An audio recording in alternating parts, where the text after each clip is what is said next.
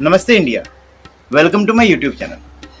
मैं रंजीत आज आप लोगों के लिए शिव और शंकर के विषय के साथ आया।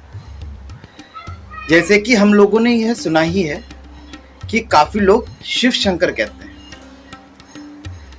पर शिव और शंकर यह दोनों पूर्ण रूप से अलग है। इन दोनों का अर्थ अलग है, इन दोनों का मीनिंग अलग है, इन दोनों का महत्व अलग है। तो आज इस वीडियो में हम इसी विषय में बात करेंगे कि यह दोनों अगर अलग हैं तो कैसे हैं। क्योंकि ये तो हम सब जानते ही हैं कि शिव निराकार स्वरूप है और शंकर आकार स्वरूप है, पर ये चीज हमें क्लियरली डिफरेंशिएट नहीं करने देती। क्योंकि हम ये तो समझ जाते हैं कि एक निराकार है, एक आकार है, पर क्लियर नहीं है कि कैसे।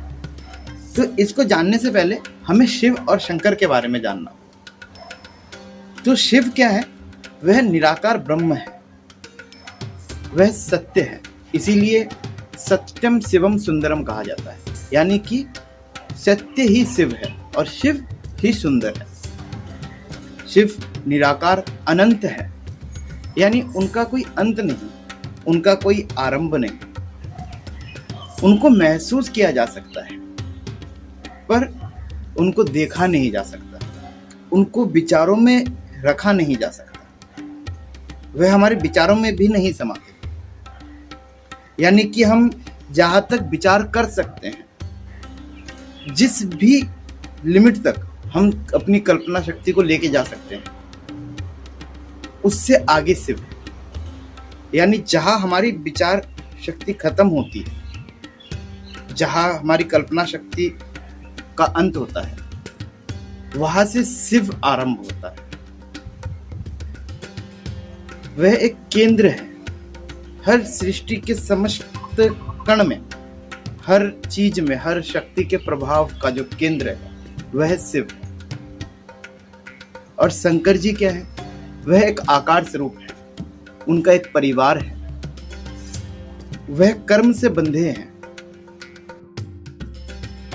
उनका कर्म है ट्रिनिटी, यानी त्रिदेव, ब्रह्मा विष्णु महेश। महेश जी का कर्म सबको पता ही है कि वह गॉड ऑफ डिस्ट्रॉय है, विनाश के देवता। तो शंकर जी कर्म से बंधे हैं। उदाहरण के तौर पे मान लीजिए हमारे मन का एक पंछी है। अब ये जो पंछी है ये आकाश में उड़ रहा है, यानी मन का पंछी यानी हमारे विचार। तो ये आकाश में उड़ रहा है। अब ये आकाश में जितनी भी ऊंचाई तक जाए, जितनी भी ऊंचाई तक, पर उसको अंत नहीं कर सकता, यानी उसको उसका अंत नहीं मिल सकता, चाहे वो जहां तक भी जाए। तो वह अनंत ही शिव है, वह आकाश का अनंत ही शिव है। और ना ही वह उस आकाश का आरंभ बता सकता है कि वह शुरू कहाँ से हुआ, हमारा विचार या हमारी कल्पना कहाँ से शुरू होती है और कहाँ उसका अंत होता है, ये हम बता सकते हैं। तो जो चीज हम बता सकते हैं, जो चीज हम कल्पना में ला सकते हैं, वह शंकर है। यानी अगर वह मन का पंछी अपने आत्मा शक्ति से जितनी भी ऊंचाई तक जाए, जिस भी ऊंचाई तक वह अपनी सोच को लेके जा सकता है, जहां तक वह उड़ सकता है, यानी वहां तक का वह एक इमेज क्रिएट कर सकता है, वहां तक की वो कल्पना कर सकता है। तो जहां तक वो कल्पना कर सकता है वह शंकर है, और जहां वह कल्पना नहीं कर सकता वह अनंत शिव है। दूसरे एक उदाहरण के तौर पे ले लीजिए कि हमारा शरीर और हमारे शरीर के अंदर बसी हुई हमारी आत्मा।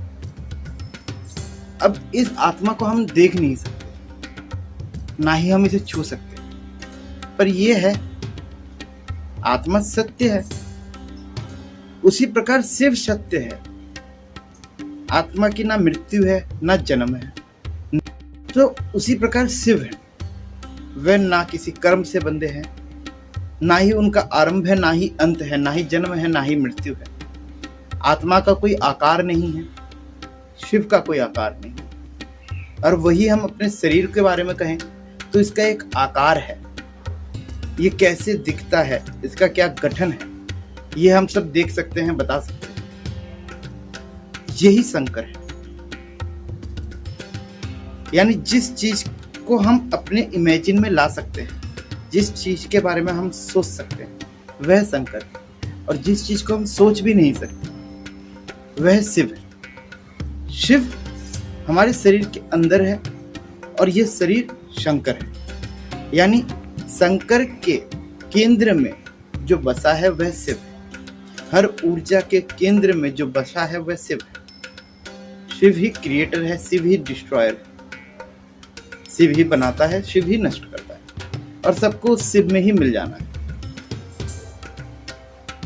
तो शायद अब आप शिव और शंकर के अंतर को समझ गए होंगे कि शिव निराकार ब्रह्म है और शंकर आकार ब्रह्म है। जैसे हमारा शरीर, जैसे मन का पंछी जहां तक उड़ सकता है, जिस जगह तक उड़ सकता है, जहां तक सोच सकता है, वह शंकर है। और जहां तक वो नहीं उड़ सकता, जहां का वो विचार भी नहीं कर सकता,